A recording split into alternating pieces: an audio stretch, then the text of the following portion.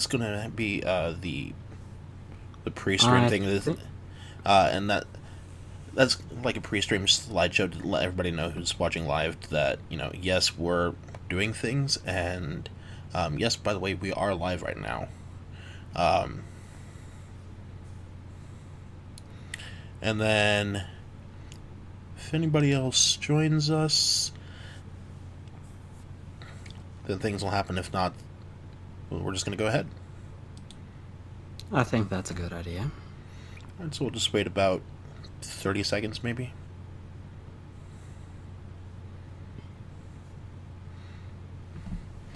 That And should be enough time. yep. And if not,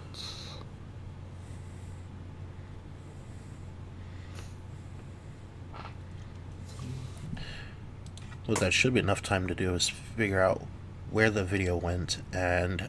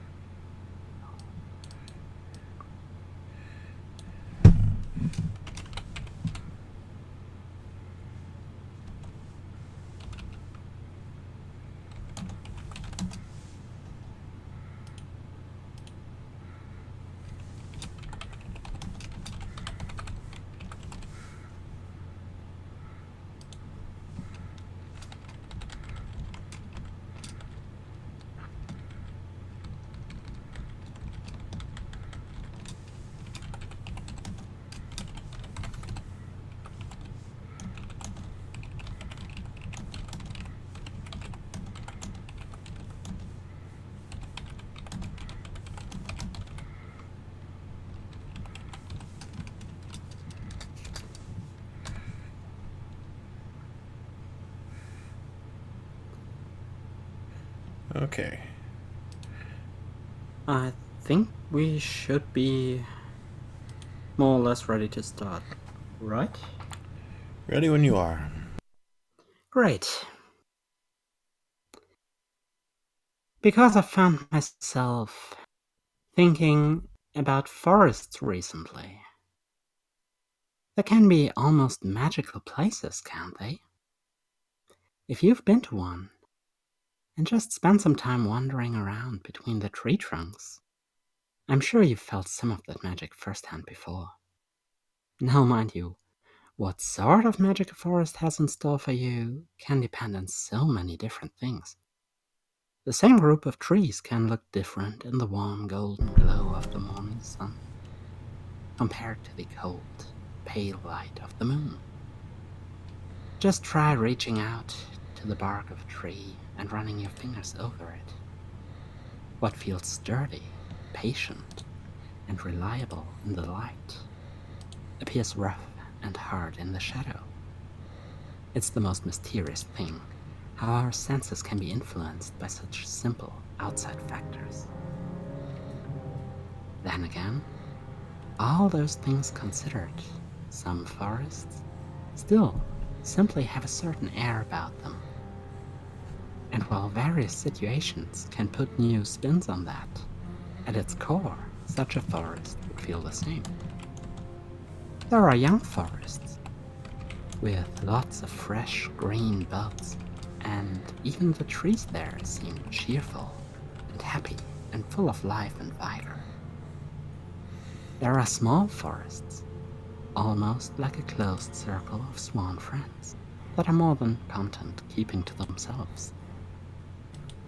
There are large forests, where you can wander for days and still find ever new sights and plants and animals and places.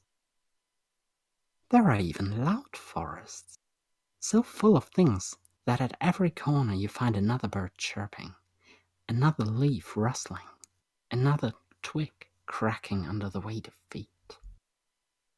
And there is a quiet forest. Some give their nature away from a single glance. Others you may tour once or twice before you know every way through them. The noise, the air, the landscape all become known as if the forest itself were telling them to you. A quiet forest, however, doesn't do that. It merely invites you to step between its trees and take a stroll to explore its depth. If you look closely, even those branches waving in the breeze may seem to beckon you inside.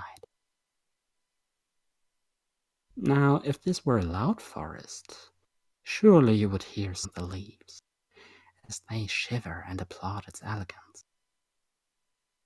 Perhaps you would even hear the occasional sharp cracking sounds when your feet snap a twig in half as you walk. But this forest is just a bit too quiet for that. And so the birds you can hear seem to reach you only from far away. There is wind in the treetops, of course, yet the leaves seem to shush it gently. They murmur a blanket of soothing white noise all around you. And no twig breaks under your steps, as your soles can just sink into the soft, springy soil and linger for a moment before bouncing up as you take yet another step. I find that walking on forest soil is the most curious sensation, since, as you do, on the one hand, it feels like gravity is just pulling that body down. Yet on the other hand, the ground is so soft, it may feel like you are weightlessly bouncing further and further along the path. Speaking of the path, it winds and coils at times, taking turns to weave around and between the thick, sturdy trees and their roots. How easy would it be to just stray from the path with a single step? Already thoughts are turning this way or that, curious what they may find deeper inside the woods. Of course, it could be that some of those thoughts don't find the way back, but that is fine. After all, right here you don't really need them, so long as you can just continue following the winding path and my voice. And it's all too natural that thoughts get drawn deeper into the lush green of the forest all around you. Many a forest wears its nature on a sleeve, giving away its secret on a glance. But in this quiet one, there is no telling what kinds of things you might find here. Here in the outskirts of the forest, it presents itself with slender birches and spacious clearings filled with golden sunshine and flowers. It's the perfect place to stop for a moment or two. Not like anyone's watching.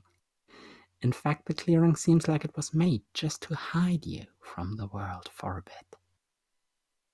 How would it feel to lie down on the carpet of fresh grass and fern, staring past the dancing leaves into the clear blue sky, watching puffy clouds drift by one, without a care in the world, as time almost seems frozen in this perfect moment? There even seem to be a few willows nearby, offering welcome and refreshing shade behind a curtain of soft, flexible branches. How easy to slip down and just lie here, content in the moment that never seems to pass, continuing for what might be minutes, yet feels like days. While spending time inside such a place, one might eventually notice smells wafting over the clearing. It could easily be the flowers blooming all over the clearing. But there's more mixed in. Something sweet, succulent, alluring. A forest is filled with more than just trees, especially near such large clearings where light falls all the way down to the ground, nurturing other types of plants, bushes and shrubs that are happily taking the space they find. And those in turn bear fruits for all in the forest to enjoy. Juicy berry, golden brown nuts, and blossoming herbs that are just waiting to be plucked and tasted. Even rich and syrupy honey is nearby. Buzzing sounds reveal the bee that obediently goes from flower to flower, all the while slowly making its way back to the hive. How tempting to try and gather some of these delicious treats for yourself. Just a bit. Who'd know if you quickly went and picked a berry or two, popped them in your mouth, and enjoyed the way the sour, tangy juices refreshed all your body and mind? Or bit into a handful of nuts. Perhaps even, if you could be so nimble as to reach it, dipping them into a few drops of thick, amber-colored honey. You might have to be careful, though, to find a way through the vines of ivy and wild grapes. We wouldn't want you to get tangled up in them, with the tempting lure of bountiful harvest right in front of you. It may be wise to leave the snacks behind for the moment.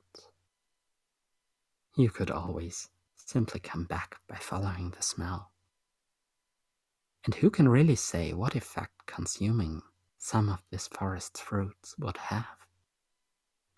You'd want to keep your mind clear and open for what else the forest has to offer. Following the winding path of soft, springy soil. There's a whisper in the trees, like a voice luring that mind, talking of silence and rest. Where trees grow taller and shadows longer, you may find yourself slowly wandering deeper into the forest, deeper into the parts that are quietly waiting for wanderers like you to walk under the roof of green leaves and creaking old wood. I find that places like this have their very own innate kind of magic, where the branches intertwine and leaves overlap to seal even the smallest gap. The ground is wrapped in twilight even at noon, and completely plunged into darkness at other times. Every single step is muffled by a carpet of moss. Keeping a hand on the rough surface of the nearest tree may help to find a way, but which tree was that again? Did you turn left here? Or right? Or straight ahead, deeper into the forest? One thing is for certain. If there was a way inside, there is one back out. But which way was that? Where senses become so utterly useless and fallible, the mind is quick to find magic, and the strangest things can happen. Are those rarely glowing dots in the dark plain glowworms? Or possibly fairies watching you? Perhaps if you'd follow one of them, you'd find out. Listen, aren't they chattering up there in the nooks and crannies, hidden by birds' nests and holes? Or are those but squirrels running all over the place, as if they were Secret streets up there in the treetops that only they know? Fairy folk is known for its pranks and mischief. So even as you follow the dancing glow or the scurrying noises, they could easily lead you in circles broad and narrow, always back to where you started, with everything you passed on the way obscured by the dim twilight.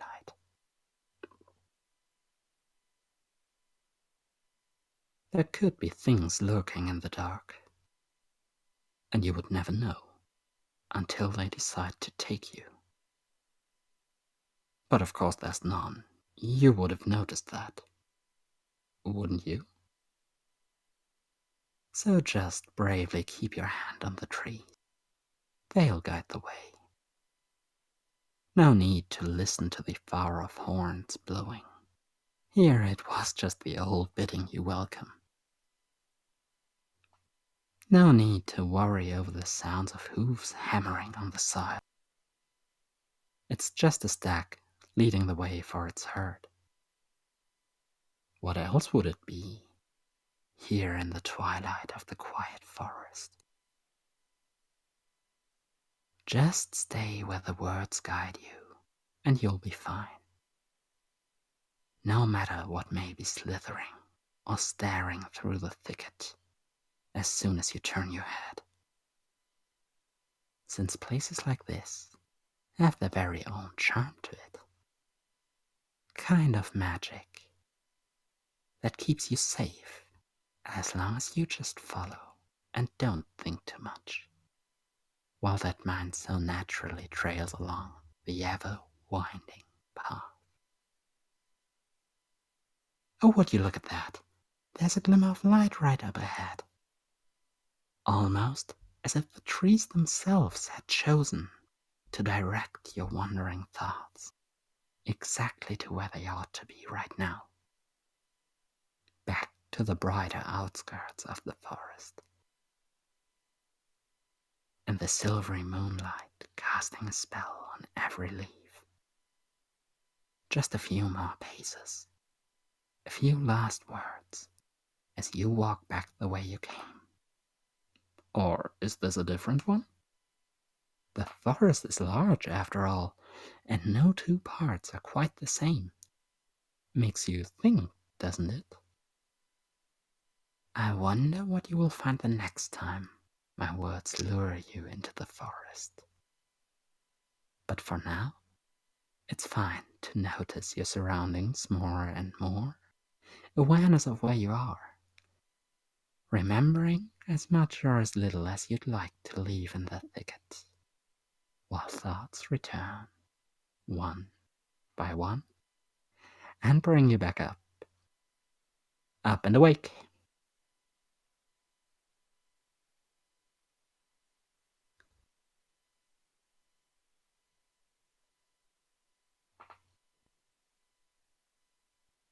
Well, how's everyone feeling? Good. Good is always nice, of course. I had a feeling you'd enjoy that one. Mm-hmm.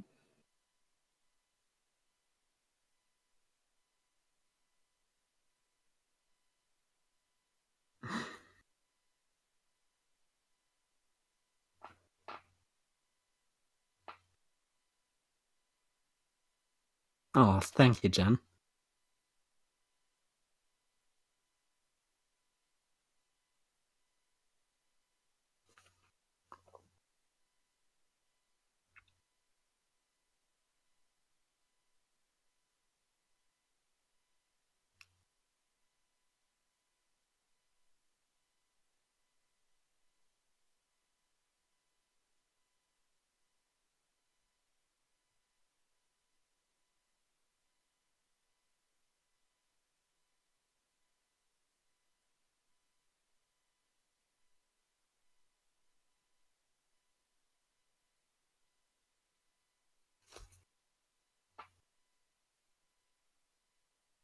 So I wonder. Oh, that's fine. See you later then. So I wonder. What parts did you like especially? If you had to say. Provided you can say. I liked the multi-sensory descriptions.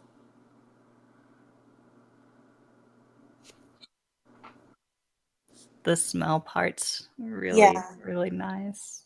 Aww. I just think your overall language for it worked really well.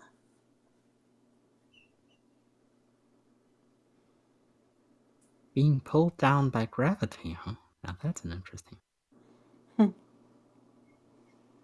And true, it does feel nice.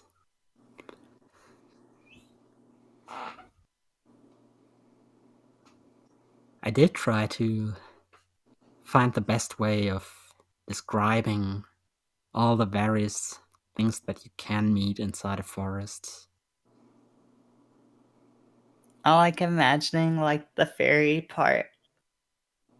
I thought that was cool. True, that really would invite people to imagine all sorts of things. Mm-hmm.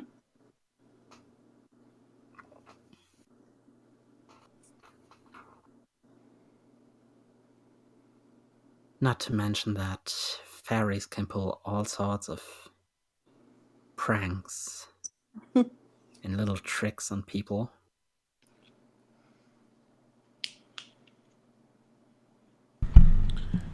Thought I'd let you know that I've switched over to the outro phase, so you know, we so that the post talk kind of becomes a part of the video as well.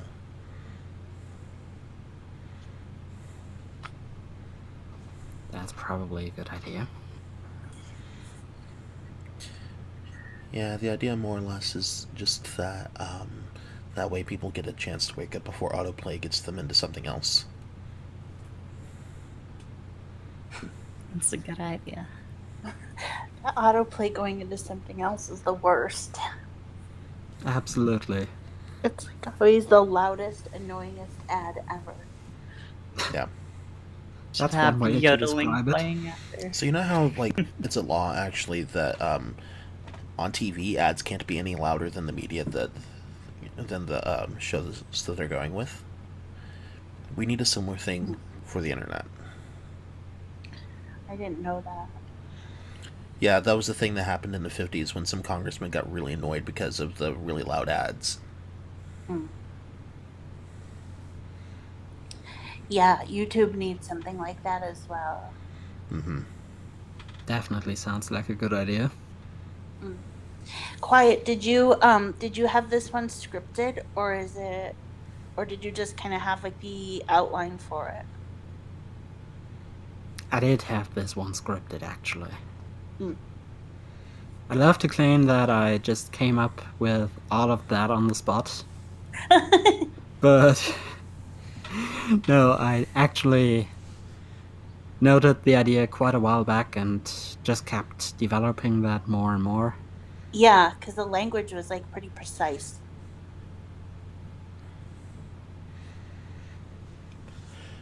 Alright, so I think that we're actually done talking about it, so I'm going to end the stream right about